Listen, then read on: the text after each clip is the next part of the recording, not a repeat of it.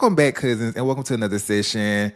We are covering the ongoing debate of who would have won nationals and Bring It On, the Clovers or the Toros. Now, I know what you're saying. We all know who the winner is, but after really looking into just Bring It On in itself and that whole final showdown, we really got to give it up to the Toros because they brought their A game. You really have to give it up to the Toros because in the final stretch, they had the Clovers kind of sweating. Let's really get into it. Now, for those not familiar with Bring It On, it is a wildly popular cheer teen comedy from the early 2000s, and it has served as a cheer Bible for so many, including myself, a former cheerleader and former captain, by the way. Go Bulldogs. But yes, it has served as such a huge staple in not only the pop culture world, but the cheer world. It has several different variations of the OG, but nothing can top the OG. Nothing ever will top the OG. Bring It On in itself should always remain number one wherever you rank any of the movies from the franchise. Like, it just makes no sense to me that whenever I see people's personal rankings, I'm always seeing Bring It On somewhere like slowly out of the top 5, and it's just not making sense to me because why is Bring It On that low on your list?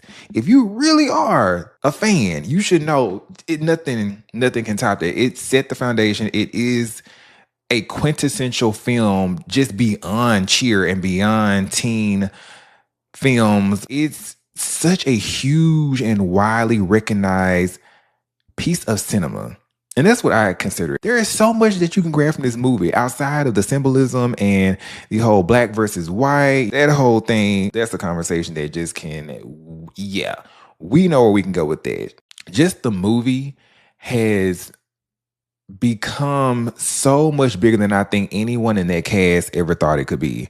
They thought this was just going to be some simple winky dink cheer movie that would just help get them a little bit more exposure and connect them more with the teen audience. But no, Bring It On really showed not only a comedic side of cheerleading, which I don't want to say it exaggerated it, because for those who have experienced cheerleading, you'll know that a lot of what you see in that movie is pretty much close to what cheerleading is.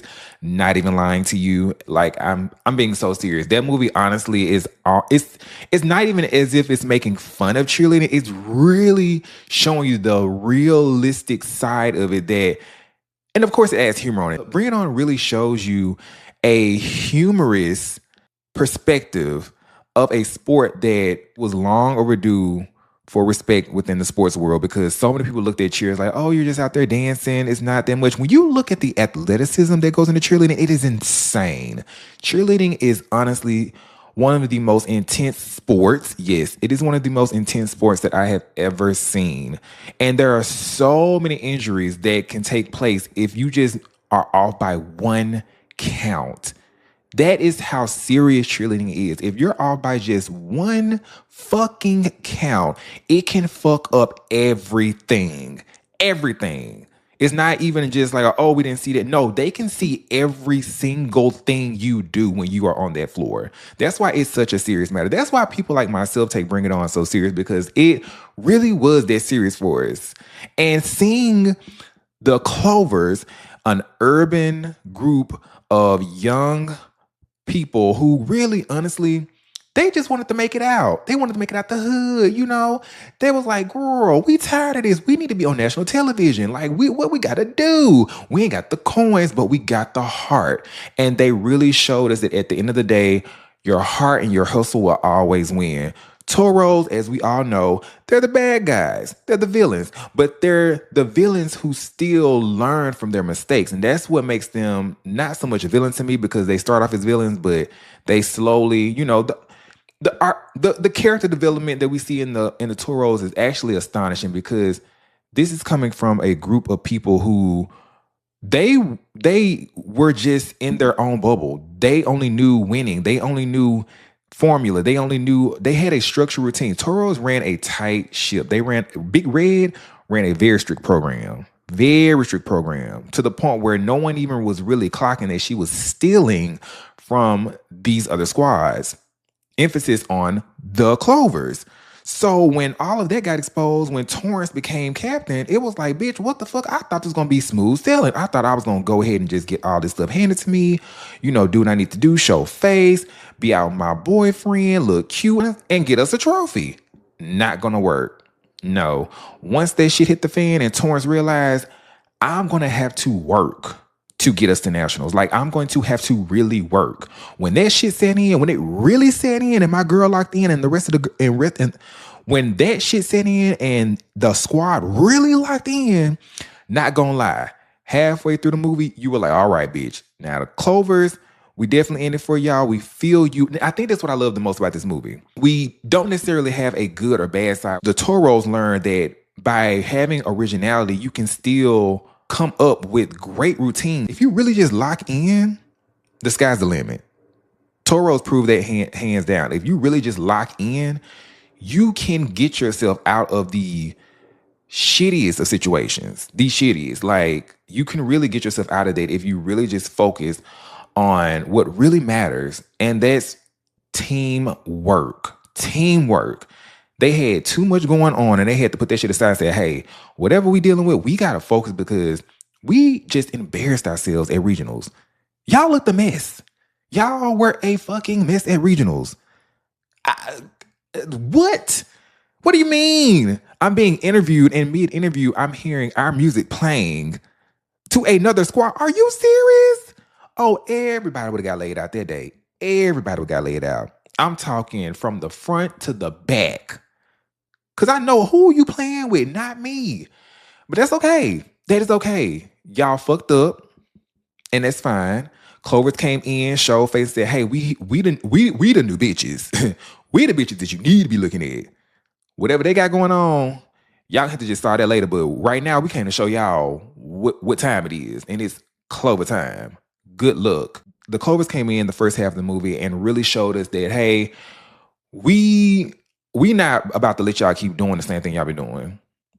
Those past captains before ISIS, I don't know what kind of I don't even care what they were doing. But when we got to ISIS as captain of the Clovers, she said, "Oh baby, we not doing that. It's a different ball game. We finna call Pauletta. We finna actually get some sponsorship from a widely recognized public figure in our community." Hello, my girl was thinking. She was thinking big. Everybody else was thinking small. Everybody was thinking small. Isis was thinking big. Big bitch. She was thinking big. Torrance was thinking even bigger. That's the gag. That's really the gag of the movie, is the fact that you had two captains who were fighting. Toros, they thought they were cheerleaders. No, you were not cheerleaders. You were a team of people put together and given material to execute, and that's it. There's a difference between being cheerleaders and being a puppet. And y'all were puppets. And once y'all realized that y'all were puppets and y'all didn't really have the voice y'all thought y'all had, come on now, that messed with y'all mind. And that's when y'all had to lock in and realize, yo, we can't go out like this. We can't. We cannot. Like, we have to show these people that we are legit. That was the thing. The goal in the end was to show that they were legit. The Toros wanted to prove that they could pull off a flawless routine, whether they had won or not. They won. They still won. They won the respect of the people who doubted them. They won the respect of Big Red.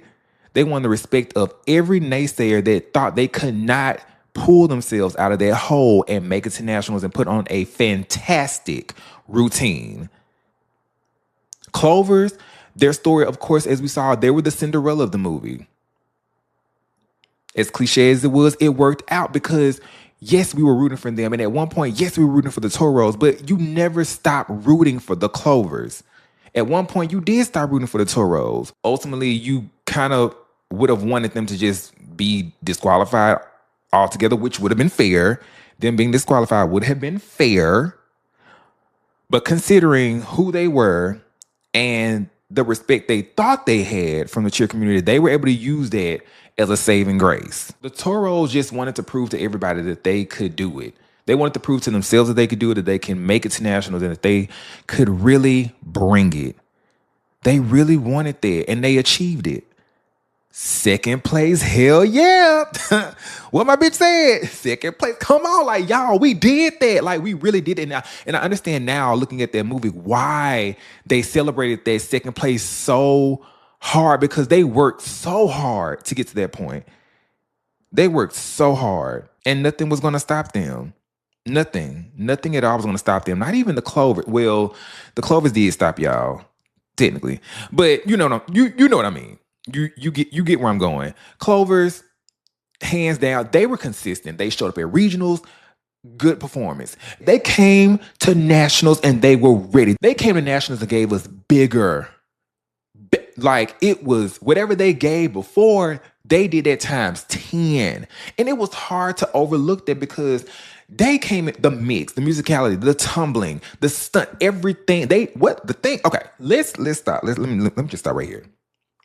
The issue I have with the Clovers at regional is that floor was too small for all of that, because they needed room. And it's crazy because it took them getting the nationals to get to the stage that they deserved. They had to work so hard and prove themselves, not only to their community, but to people outside the community, to people like the Toros. They had to prove themselves and show them that it does not matter what we look like. We can make it. We can come here just off of the simple fact that we are it, and we brought it. We're it. We've always been it. Y'all have never known that we were it because y'all kept stealing from us, and y'all keep stealing from us. But at the end of the day, we're going to always be it. And we're going to win in the end. And the Clovers did just that, rightfully deserved. Now, looking back at the footage, I must say, if you really watch it, the Clovers got nervous watching their routine. They got nervous, and I did too. I ain't even gonna hold you. I watched their routine, and I get so nervous because, yes, the Clovers ate, but you cannot deny how great the Toros' final performance was. It was a 10 for me. Honestly, I probably would have been the judge to where I would have made it a tie. And that's what makes the Clovers win even better to me. The simple fact that they went up against the best. And that's what Isis said. If you want to prove who you are when you get to nationals, bring it. Don't slack off because you feel sorry for us. That way when we win, we'll know it's because we're better. Did y'all catch that? She told her to her face, don't slack off because you feel sorry for us. That way, when we win, we'll know because we're better. And that's exactly what they were. They were better. And what did Torrance do? She didn't slack off. They knew the whole time. They knew. It was just some tricks being played. The politics of it all. In the end, the Clovers won because they were better. The Clovers won because they were better. They went up against the best and won. They won. They won fair and square. There should be no debate, no further debate about anything, because we know this is just a conversation. It's just it's had every 3 to 5 business days. Who's counting? Who's counting? Not me.